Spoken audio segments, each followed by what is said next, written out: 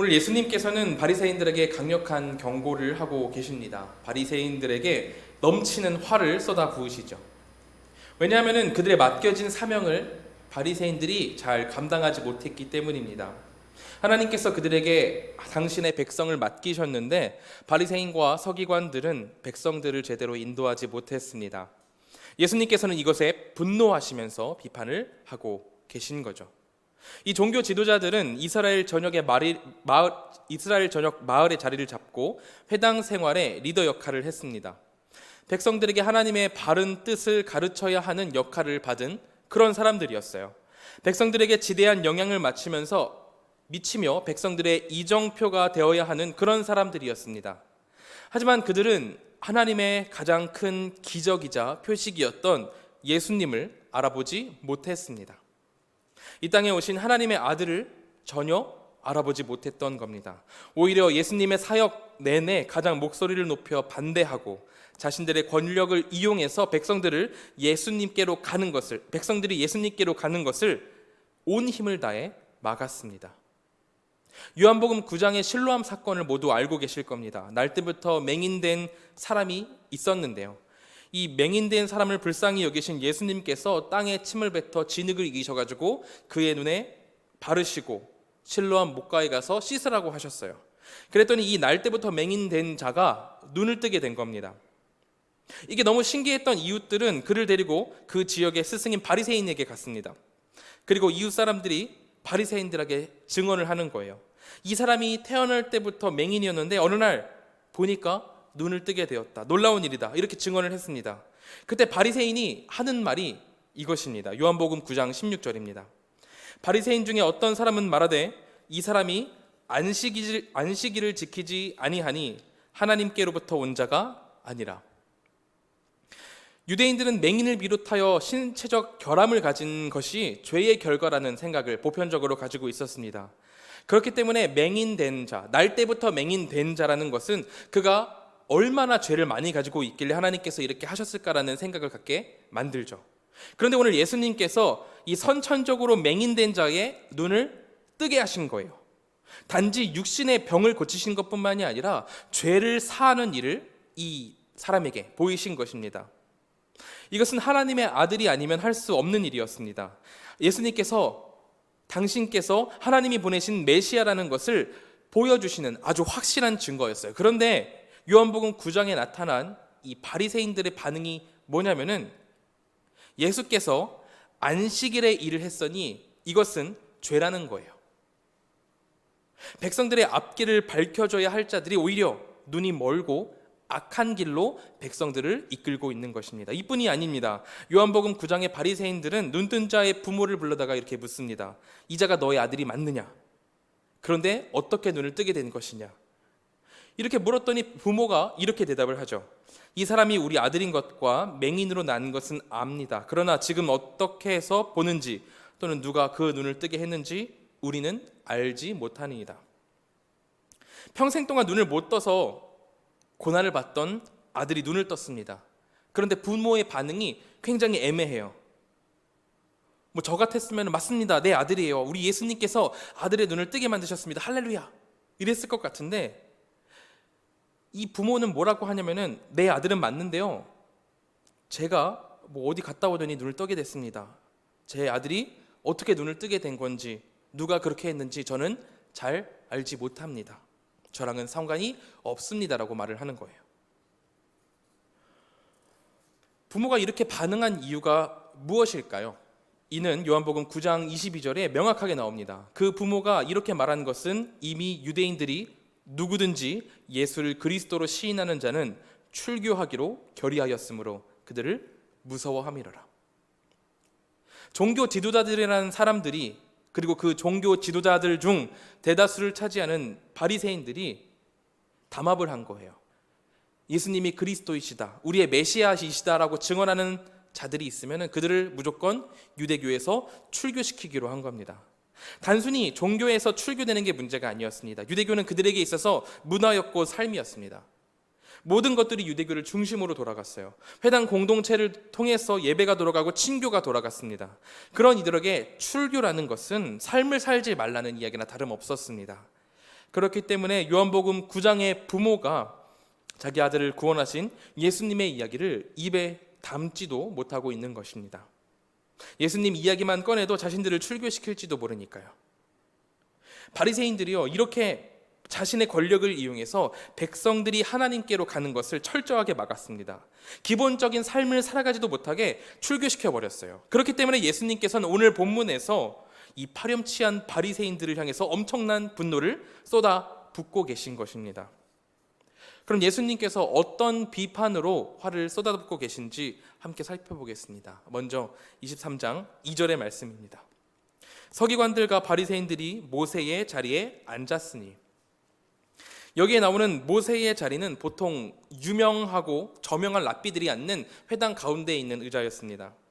율법 교사들은 모세의 권위를 빗대어서 자신이 모세가 된 것 마냥 이 자리에 앉아서 거만하게 앉아 율법을 읊어댔습니다. 물론 그 율법 자체가 잘못된 것은 아니었습니다. 예수님께서도 3절에 이렇게 말씀을 하시죠. 그러므로 무엇이든지 그들이 말하는 바는 행하고 지키되 그들이 하는 행위는 본받지 말라. 그들은 말만 하고 행하지 아니하며. 예수님께서는 그들의 학자적 지식, 하나님의 율법을 해석하는 그 자체에 대해서는 그 권위를 인정하셨습니다. 하나님의 말씀을 제대로 해석하고 선포하는 것은 나쁘지 않다고 보셨어요. 하지만 예수님께서 지적하시는 것은 그들이 어떤 가치에 대해서 입을 벌려 설교는 하지만 그것을 스스로 실천을 하지는 않는다는 점이었습니다. 그들이 위선을 떨고 있다는 것이죠. 분명 처음에는 바리새인들도 좋았을 겁니다. 괜찮았을 거예요. 바리새인의 뿌리는 순수하게 유대를 지키기 위해서 발생된 것이었습니다. 그들의 이름 자체가 원어적인 의미로 분리된 자들이라는 의미를 가지고 있거든요. 그릇된 이교 문화 관습에서 탈피하여 분리하여 순수한 유대 종교와 삶을 지키기 위해서 헌신된 자들이 바로 바리새인들, 그들의 뿌리가 이런 것이었습니다. 하나님께서는 이 바리새인들의 노력을 가상하게 여기셨고 바리새인들은 유대인들의 생활에 지배적인 영향을 미치는 그런 위치에까지 이르게 되었습니다. 하지만 이 위치에 취해버린 바리새인들은 순수했던 그 뿌리를 잃어버리고 말았습니다.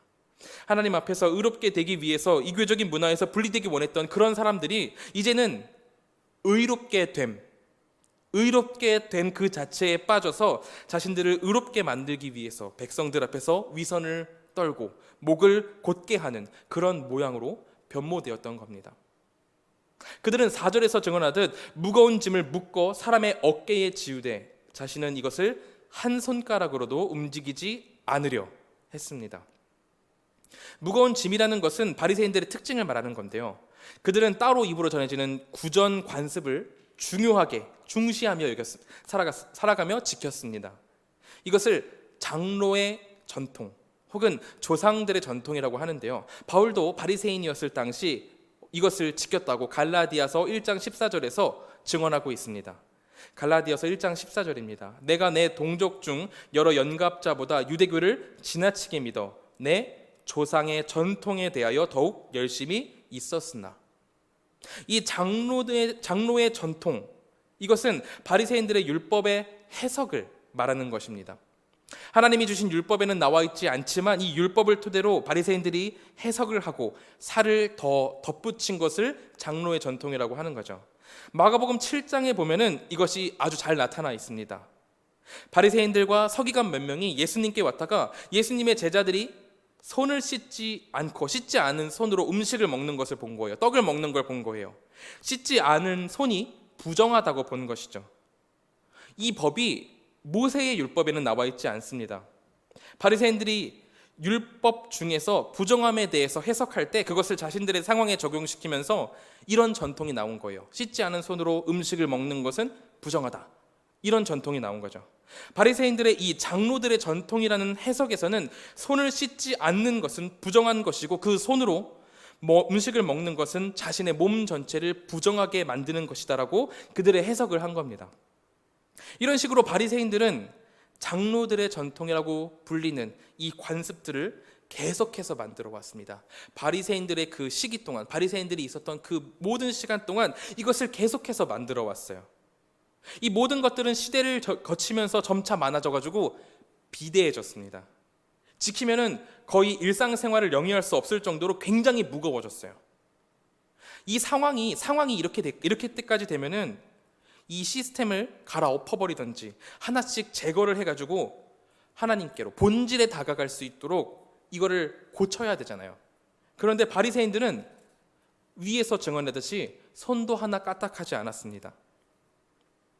왜냐하면 이 장로들의 전통이 자신의 의를 드러나게 하는 핵심적인 수단이었기 때문입니다. 이미 하나님께로부터 본질로부터 엄청나게 멀리 떨어졌음에도 불구하고 나는 심지어 이런 사소한 것까지 지켜, 나는 이런 것도 지킨다 하면서 위선을 떨 수 있는 수단이 되었던 거예요.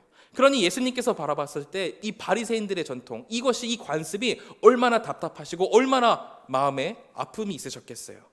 그래서 예수님은 디테일하게 들어가시면서 그들을 훈계하십니다. 5절에서 7절입니다. 그들의 모든 행위를 사람에게 보이고자 하나니 곧 그 경문띠를 넓게 하며 옷수를 길게 하고 잔치의 윗자리와 회당의 높은 자리와 시당에서 문안받는 것과 사람에게 랍비라 칭함을 받는 것을 좋아하느니라. 바리새인들은 자신들의 모든 행위를 사람에게 보이려고 했습니다. 남들에게 보이려고 했어요. 권위를 보이기 위해서 불편함에도 불구하고 옷을 과장되게 입었습니다.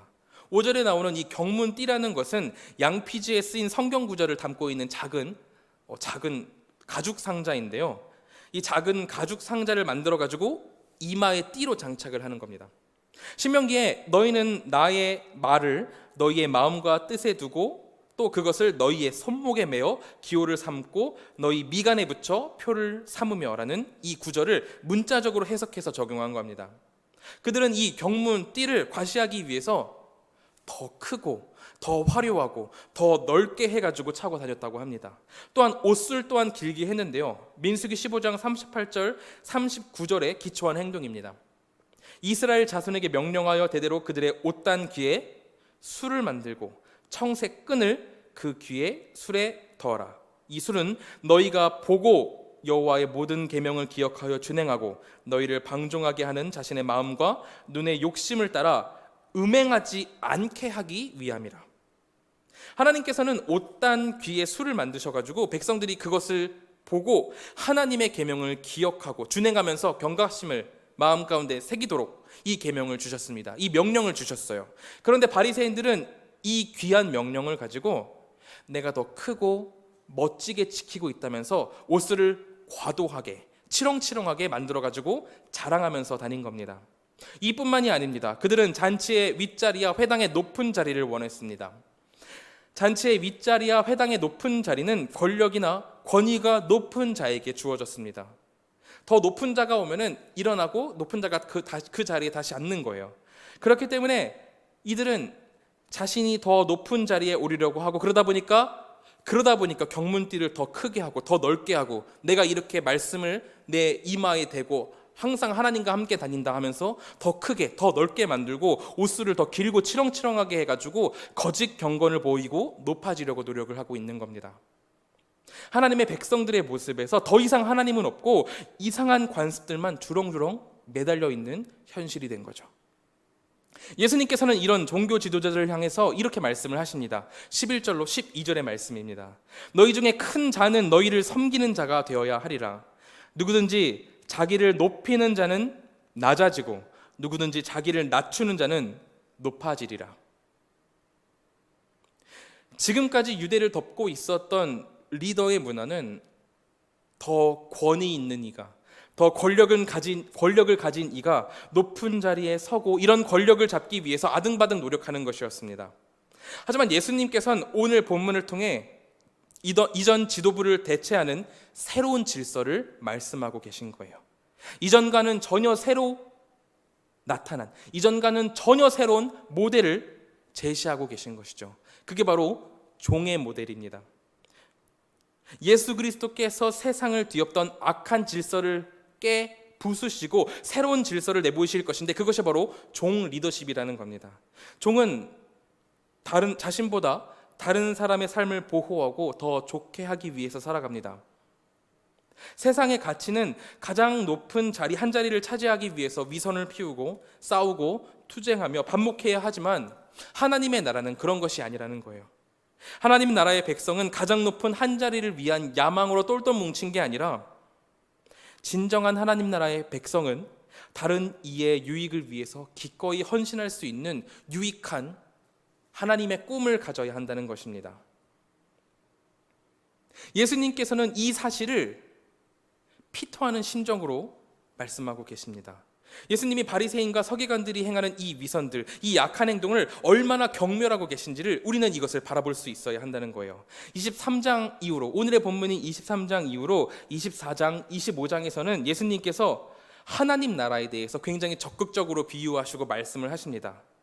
그리고 26장부터는 마지막 만찬에 대한 이야기가 나오고 27장에서 예수님께서는 십자가에 못 박히세요. 23절로부터 계속해서 기관차처럼 쭉 달려나가는 겁니다. 시간이 얼마 남지 않았다는 거예요. 예수님께서 십자가에 달리시는 최종적 사건이 발생하기까지 얼마 남지 않았다는 것입니다. 그런데 누가 더 크냐? 그런데 문제는 여전히 제자들은 이 시선에서 바뀌지를 않는 거예요. 여전히 누가 더 크냐? 누가 예수님 어느 쪽에 앉을 것이냐? 제자들의 시각은 여전히 세상적이었고 유치했습니다. 하나님 나라에 들어갈 준비가 전혀 되어 있지 않는 거예요. 예수님께서는 이제 십자가에 매달려서 돌아가실 텐데 이 제자들의 시선은 아직도 세상 가운데 머물러 있었던 겁니다. 그렇기 때문에 오늘 예수님께서는 유대 종교 지도자들을 강하게 비판하시면서 이 시선에서 벗어나야 한다고 제자들과 무리들에게 강력하게 선포하고 계신 겁니다. 이 세상이 말하는 양육강식의 피라미드적 구조를 벗어 던지고 자기를 높이는 자는 낮아지고 누구든지 자기를 낮추는 자는 높아지는 아예 새로운 패러다임을, 새로운 구조 자체를, 새로운 질서를 지금 제자들과 무리들에게 말씀을 하고 계시고 강하게 요구하고 계신 겁니다. 이것은 우리에게도 마찬가지입니다. 그때나 지금이나 높은 자리를 오르기 위한 인간의 욕심은 끝이 없죠. 가장 높은 자리에 오르기 위해서 분내고 용쓰고 자신을 더 잘나게 보이려고 위선을 행하고 혹은 꼭지점에 오르는 게 너무 힘들어서 혼자 용쓰다가 지쳐 쓰러져 좌절하는 게 인간입니다. 하지만 오늘 예수님께서는 하나님 나라의 백성은 그런 길을 쫓는 것이 아니라고 말씀을 하십니다. 우리가 비록 세상의 질서를 따라 살아왔고 예수님을 만나기 전에 그 질서를 따라 살아왔고 지금도 세상 가운데에서 살아가지만 예수 그리스도의 십자가로 이루신 하나님 나라의 새로운 질서는 세상의 것들과는 다른 것입니다. 예수 그리스도의 새로운 질서는 하나님의 나라를 받고 내가 하나님 나라를 받고 그 나라가 우리의 삶에서 제대로 실현되도록 모든 이들에게 내 자신을 기꺼이 던져주는 것이 되어야 합니다. 예수께서 먼저 우리에게 섬기는 자의 모습을 보여주셨잖아요. 그런 것처럼 우리도 그의 길을 따라 섬기는 역할로서 하나님 나라의 질서를 이 세상에 보여주고 이 세상에 실현시켜야 나가는 그런 의무가 있는 것입니다. 하지만 아쉽게도 성경시대의 리더였던 바리새인들은 이 새로운 질서를 받아들이지 못했습니다. 율법의 관습에 관습을 더하여 백성들이 생활을 할 수 없을 정도로 무거운 전통을 만들어내고 경문띠를 크게 만들어서 몸에 달고 옷수를 길게 만들어가지고 달았죠. 그들에게 하나님이 필요했을까요? 그들은 하나님께서 이 백성을 보호하고 계시고 지키시고 계신다는 그 중요한 사실이 더 이상 그들에게는 중요하지 않았을 겁니다. 그들에게는 이게 중요한 것이 아니라 자신들의 권력을 계속해서 지탱해줄 하나님의 이름, 하나님이라는 그 브랜드만이 필요했을 겁니다. 그들은 자신들을 하나님이 주신 스승이라고 자칭하며 떵떵거렸지만 그들의 신앙은 하나님을 향한 것이 아니라 자기 자신을 향한 것이었던 거죠. 그렇게 예수님은 그들에게 더 이상 화를 참지 않으셨습니다. 강하게 말씀을 하세요. 그들의 잘못 7개를 집어가지고 강하게 말씀을 하십니다. 너희들에게 화가 있을 것이다. 하나님의 벌이 있을 것이다 라고 저주를 하고 계신 것이죠. 바로 첫 번째 화가 13절에 나옵니다. 화 있을진저 외식하는 서기관들과 바리새인들이여 너희는 천국 문을 사람들 앞에서 닫고 너희도 들어가려 하지 않고 들어가려 하는 자도 들어가지 못하게 하는도다. 예수님은 첫 번째로 그들이 눈을 뜨지 못하고 예수님을 알아보지 못하고 있음을 책망하십니다. 그들은 백성의 리더들이었어요. 그들이 말하고 행동하는 모든 것이 하나님 나라의 표지판이 되어야 했습니다. 하지만 그들은 자신들의 영광에 취해가지고 예수 그리스도를 거부하고 시기했습니다. 그리고 그 거부를 백성들에게도 강요했어요. 백성들이 예수 그리스도께로 나아가는 것을 방해하고 다른 길로 가르쳤습니다. 이게 얼마나 악한 일이라면은 다른 사람들이 천국으로 갈 수 있는 길을 방해하고 있는 거잖아요. 죄를 저질러 가지고 자기가 죄를 저질러서 자기만 구원을 못 받는 것이 아니라 그들을 따랐던 모든 이들을 악의 구렁텅이로 이끌고 가고 있는 겁니다. 이런 면에서 저와 같은 사역자들은 매일같이 조심을 해야 하겠죠. 그리고 또한 교회 안에서 리더된 우리 성도님들께서도 조심하셔야 될 겁니다. 리더로서 앞으로 나아간다는 것, 리더로서 이끌어간다는 것에 대해서 예수님께서는 이렇게 강하게 경고를 하고 계십니다. 두 번째 화는 15절입니다. 화 있을진저 외식하는 서기관들과 바리새인들이여, 너희는 교인 한 사람을 얻기 위하여 바다와 육지를 두루 다니다가 생기면 너희보다 배나 더 지옥 자식이 되게 하는도다. 이게 무슨 말이냐면은 바리새인들이 제자들을 만들기 위해서 눈에 불을 켜고 찾아다니면서 제자들을 삼는다는 거예요. 그렇게 제자를 삼는 후에 제자들로 하나님을 바라보게 하는 것이 아니라 자기 자신을 바라보게 만든다는 겁니다. 유대인들을 자신의 브랜드, 바리새인이 되게 하려 애쓰고 장로들의 전통이라는 매우 힘든 행위로 사람들을 가두려고 한다는 거예요. 왜 군대에서 이등병들이 무엇을 꿈꾸냐면은 1병이 되길 꿈꾸고 1병은 상병이 되길 꿈꾸고 상병은 병장이 되길 꿈꿉니다. 이 군대 시스템 안에서 더 나은 사람이 되기 위해서 노력을 하는 것이 아니라 바로 그 위에 있는 사람들을 보면서 내가 저렇게 돼야지 되면서 똑같은 사람들을 계속해서 만들어 간다는 거예요. 그래서 이등병 때 왜 착했던 사람들도 병장 때 되면은 이등병들을 괴롭히고 나쁜 사람이 되는 거죠. 그런 식으로 악하게 인간이 되는데 이 바리새인들의 전통이, 이 바리새인들이 하는 짓이 이것과 비슷하다는 겁니다.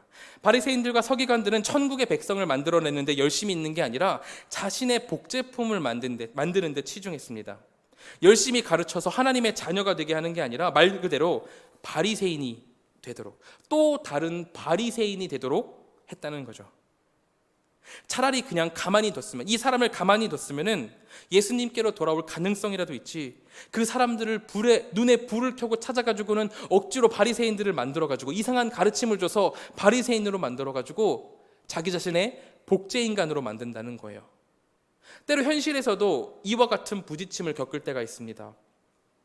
어디 교회의 시스템이 좋다더라, 어떤 양육 프로그램이 좋다더라 하면서 끝에 계신 예수님을 바라보게 하는 것이 아니라 시스템에 갇히도록, 프로그램에 갇히도록 하는 경우가 있습니다.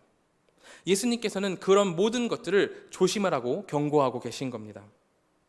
세 번째 화는 16절입니다.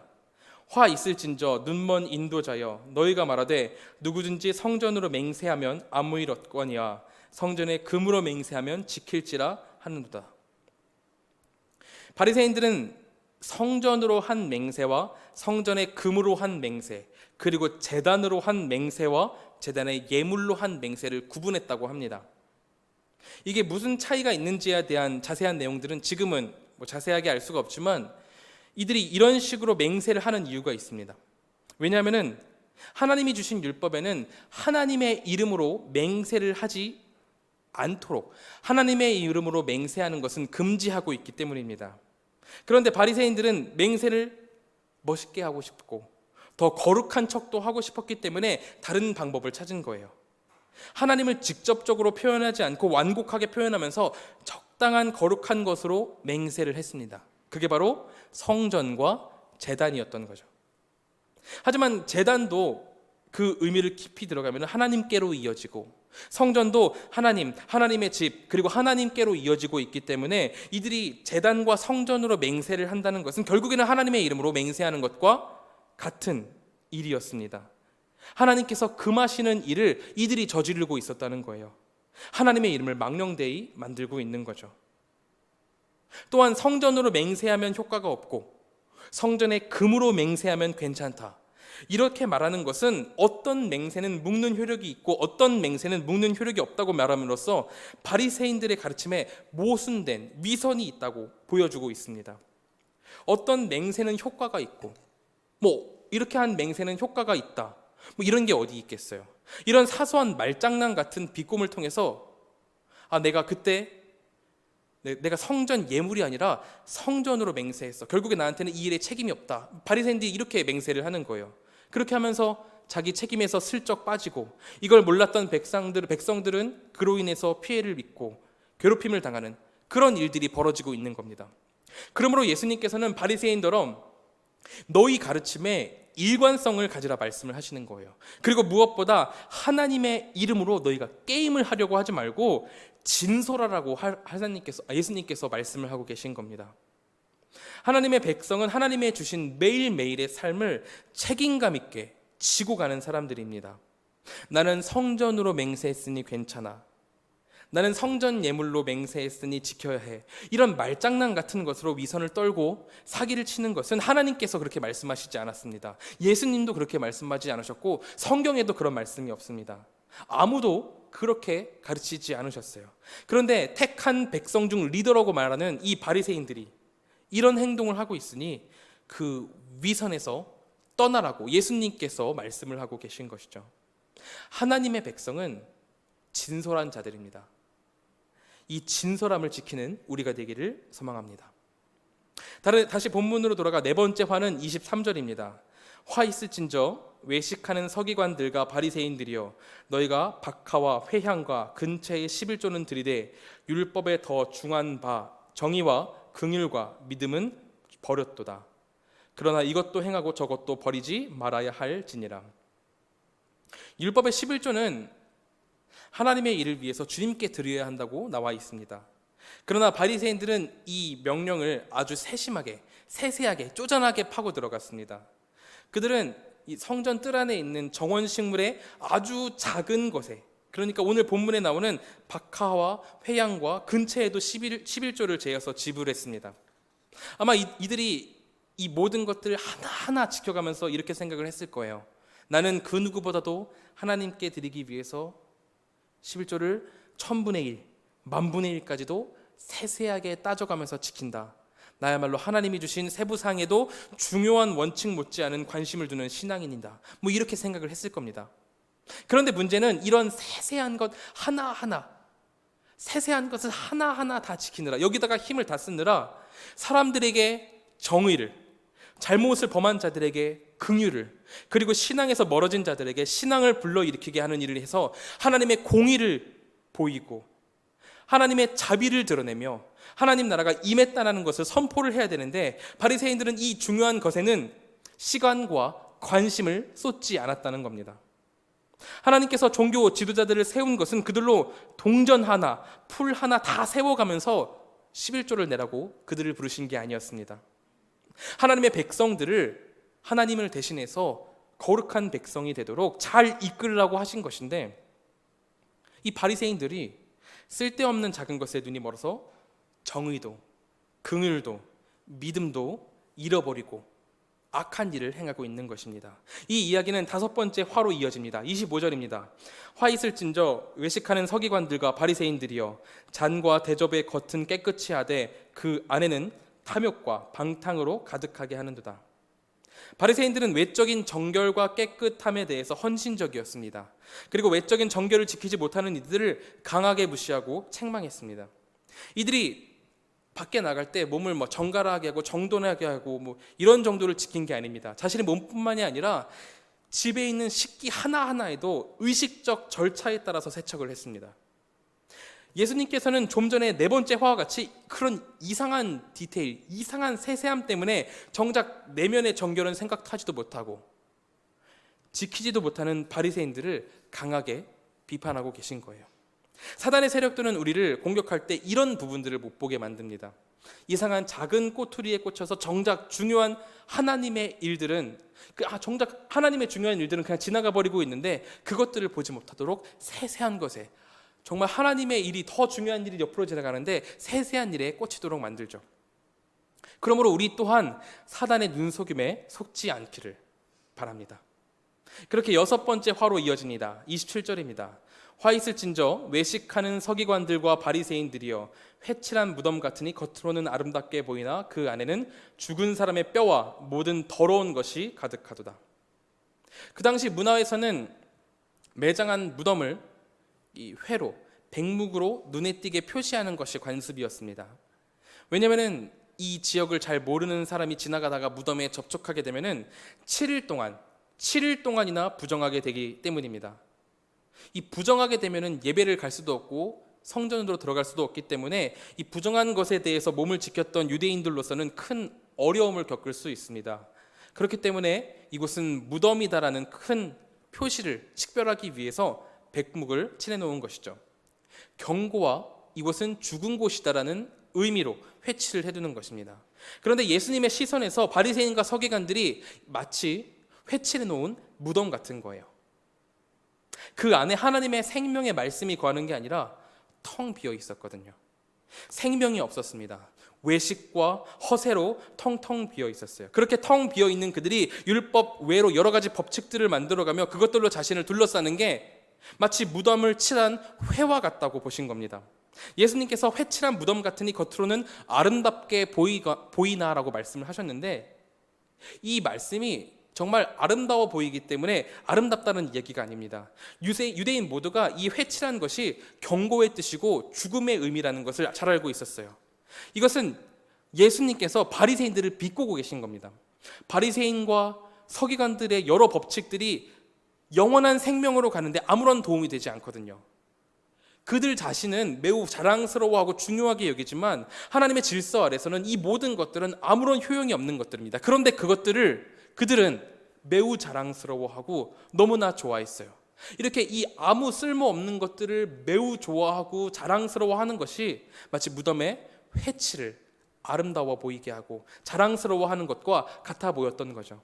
그래서 예수님께서는 그들을 비꼬시면서 겉으로는 아름답게 보이나 그 안에는 죽은 사람의 뼈와 더러운 것이 가득하다라고 말씀을 하시는 거죠. 겉은 기만적으로 장식되어 있으나 안은 불결한 죽음밖에 없는 바리새인들을 비판하고 계신 겁니다. 그러므로 우리는 예수 그리스도의 생명을 소유함으로 회칠에 집중하는 것이 아니라 살아 움직이는 복음에 더 힘을 기울여야 할 것입니다. 마지막으로 일곱 번째 화는 29절에 나와 있습니다. 화 있을진저 외식하는 서기관들과 바리새인들이여 너희는 선지자들의 무덤을 만들고 의인들의 비석을 꾸미며 이르되 만일 우리가 조상 때에 있었더라면 우리는 그들이 선지자의 피를 흘리는데 참여하지 아니하였으리라 하니. 바리새인들이 지금 이렇게 말을 하고 있는 겁니다. 우리가 옛날 선지자들 때에 있었더라면 조상들처럼 선지자들을 괴롭게 하고 죽게 하지 않았을 텐데, 이렇게 말을 하고 있다는 거죠. 하지만 이것은 단 한 가지만 봐도 기만인 것을 알 수 있습니다. 그들이 장로들의 전통을 지킨다는 것, 이것 하나만 봐도 그들이 거짓말을 하고 있다는 것을 알 수 있어요. 그들이 정말로 과거 조상들의 잘못을 뉘우치고 잘못이라는 것을 알고 있었더라면 모든 것을 갈아엎고 하나님께로 나아갔어야 됐습니다. 그게 옳았어요. 하지만 그들은 여전히 장로들의 전통이라고 불리는 이 옛 관습에 목을 메고 있었습니다. 그 관습 때문에 지금 누구보다 크고 놀라우신 선지자 예수님도 몰라보고 핍박하고 있는데, 그들이 과거로 돌아간다 한들 그들이 자기 조상들과 다를 것이 무엇이겠습니까? 결국 오늘 예수님께서 말씀하시는 것은, 이 모든 것들을 통해서 예수님께서 말씀하시는 것은 딱 하나입니다. 새로운 질서를 받아들이고 하나님의 길로 나아가라는 것입니다. 높은 이는 낮아지고 자기를 낮추는 자는 높아지는 예수님의 질서로 나아가야 합니다. 우리의 직분, 그리고 우리가 서 있는 곳, 모든 것이 하나님께서 주신 것입니다. 그 자리를 세상의 질서로 채워서는 안 되겠죠. 우리의 삶에서로부터, 우리의 삶에서로부터 주변으로 모든 것을 예수 그리스도의 질서로 바로 세워가는 우리 한가람 교회가 되기를 소망합니다. 그 모든 것 가운데에 예수 그리스도와 함께하는 우리가 되기를 소망합니다.